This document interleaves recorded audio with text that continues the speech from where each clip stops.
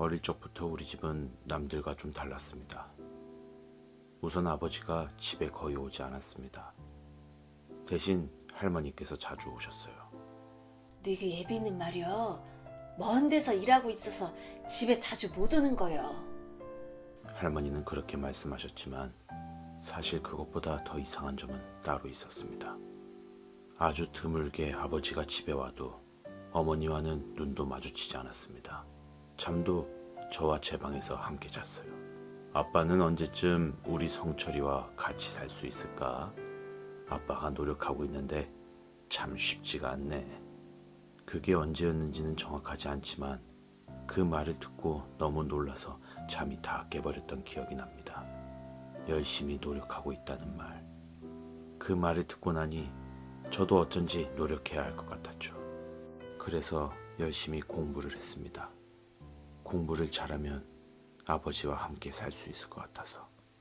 그러던 어느 날 국어 시험을 봤는데 시험이 끝난 후 선생님께서 저를 교무실로 불렀습니다. 교무실로 가니 제가 쓴 답안지를 들고 계셨어요. 저기 성철아, 국어 문제 중에 작은 엄마의 뜻을 쓰라는 문제가 있었잖아. 선생님이 찾아보니 네가 적은 뜻도 있긴 한데 아무래도 일반적으로는 잘 쓰지 않는 의미라. 그때 처음 알았습니다. 다른 집 아빠들은 둘째 부인이 없다는 걸요. 저는 작은 엄마가 어떤 뜻인지 쓰라는 국어 문제의 답을 아빠의 둘째 부인이라고 적었습니다. 저에게는 실제 작은 어머니가 있었거든요. 명절에 할머니 댁에서 몇 번 만난 적도 있었죠. 홍길동전을 배울 때 첩이라는 단어에 대해 배운 적이 있는데 우리 아버지에게는 실제 첩이 있었던 거죠.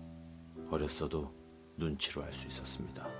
그 사람과 같이 사느라 나랑 같이 못 산다는 거. 그때부터 많은 것들이 이해가 되더군요. 그 해 추석, 저는 할머니 댁에 온 작은 어머니에게 물었습니다. 우리 아버지의 첩이냐고. 그랬더니 아주 소름 끼치게 웃으며 이야기하더군요. 예, 아무도 안 가르쳐줬구나. 내가 본철한다. 어머님, 왜 얘기 안 하셨어요? 니네 엄마랑 너는 버려진 지 한참 됐어. 작은 어머니라는 사람이 그렇게 이야기하자 할머니는 그 사람의 뺨을 시원하게 한 대 때리셨습니다.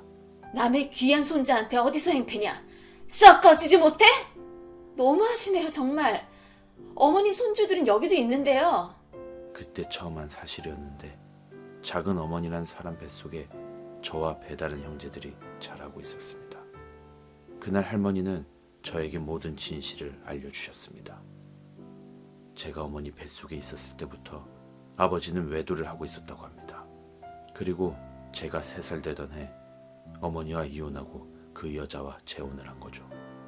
그래도 내 며느리는 네 엄마고 내 손주는 너 하나요. 걱정 말어. 성철이 니는 이 할미가 지켜줄 거니께. 저에게 모든 진실을 털어놓고 그렇게 말씀하신 할머니도 얼마 안가 변했습니다. 그 여자가 낳은 쌍둥이를 보러 들락거리는 눈치더니 결국 저희 집에는 아예 발길을 끊으시더군요. 그 여자의 눈치가 보였던 거겠죠. 그렇게 발길을 끄는 할머니를 다시 만난 건 갑작스레 교통사고로 세상을 떠난 엄마의 장례식장에서였습니다. 성철아, 너도 이제 중학생이니 알겠지만 네 애비가 말이다. 정말 너랑 같이 살고 싶어 하는데 그게 아무래도 쉽지 않은 모양이야. 그 여자는 저와 함께 살기를 거부했고 저 역시 그 여자와 함께 살고 싶은 마음이 조금도 없었습니다. 그 후 저는 어른이 될 때까지 친척집을 전전하며 살았고 아버지에게는 간간히 연락이 왔어요. 만나자고도 했지만 대부분 제가 거절했습니다. 하지만 그날만큼은 얼굴을 보고 이야기하고 싶었습니다. 아버지, 저 결혼합니다. 뭐? 아직 26밖에 안 됐는데 결혼을 한다고? 그렇게 됐어요. 그냥 알고는 계시라고요. 어떤 걸 기대했던 게 아니었습니다. 그냥 축하한다는 말을 듣고 싶었던 것 같아요. 하지만 아버지는 축하한다는 말 대신 저를 실망시키는 말만 늘어놓으셨죠. 저기 혹시 말이다. 집 같은 거 해달라고 말 꺼낸 건 아니지? 너도 이제 어른이니 알겠지만 너 말고도 네 동생들도 있고 걔들도 이제 곧 결혼하겠다고 그럴 텐데 내가 너까지 챙기겠다고 할 수가 없어서. 동생이요? 저 동생 같은 거 없어요. 오늘부터는 아버지도 없고요. 그날 그렇게 헤어진 이후 아버지와 저는 서로에게 어떤 연락도 하지 않았습니다. 아버지의 소식을 다시 듣게 된 건 20여 년이 지나서였습니다. 올해 신세를 진 큰아버지 댁 사촌 동생이 요양원에 있는 아버지가 저를 찾는다며 연락을 해왔어요. 아버지께서 죽기 전에 소원이 저를 보는 거라고 했다더군요. 욕을 해도 좋고 아무 말 하지 않아도 좋고 쳐다보지 않아도 좋으니 아버지 옆에서 딱 하룻밤만 함께 자달라고 했다는 겁니다. 마지막 소원이라는데 안 들어드리면 또 후회할 것 같아 사촌 동생의 연락을 받은 날 저녁 아버지께서 계시는 요양원으로 갔습니다. 그날 밤 아버지는 참 많이 울었습니다.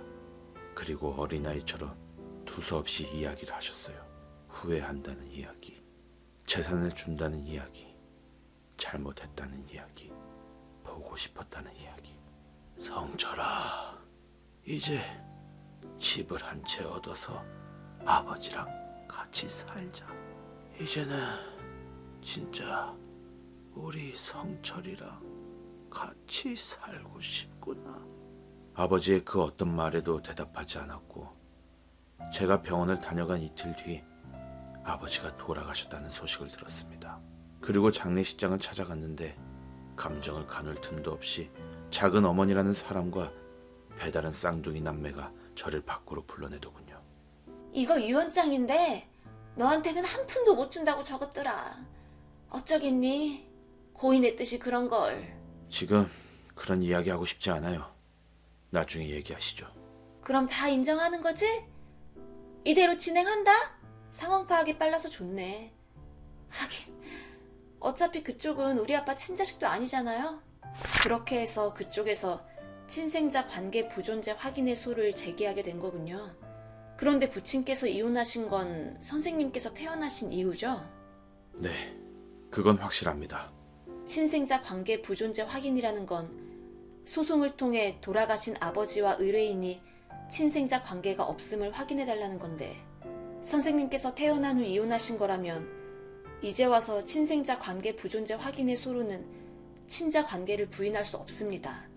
특별한 사정이 없는 한 해당 소송은 상황을 알게 된 날로부터 2년 내에 제기해야 해요. 상대방이 제기한 소송이 받아들여지지 않을 겁니다. 우습네요. 내 입으로는 나한테 아버지는 없다고 말해놓고 이제와 그 한마디에 흔들리다니.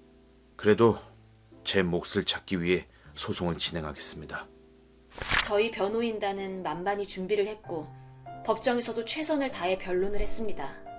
상대방은 이 유언장이 아버지가 돌아가시기 하루 전에 작성한 거라고 주장하고 있습니다. 하지만 요양원 측 기록에 의하면 사망 하루 전 유언자는 이미 의식이 없었으며 더욱이 이 인장은 유언자가 생전에 공적 문서에서 한 번도 사용한 적이 없는 도장입니다. 유언자 사망 후 가족들이 임의로 막도장을 파서 사용했을 가능성이 있습니다. 게다가 이 유언장에는 누구에게 어떤 재산이 귀속됐는지 정확히 적혀 있지 않습니다. 치열한 공방 끝에 작은어머니 측에서 제시한 유언장은 무효로 확인되었습니다. 지금까지 많은 것을 빼앗기며 살아온 의뢰인은 더 이상 그렇게 살지 않겠다고 다짐했어요. 어릴 적부터 많은 아픔을 혼자 감당해야 했던 의뢰인. 이제는 그의 일상이 온기로 채워지길 기원해봅니다.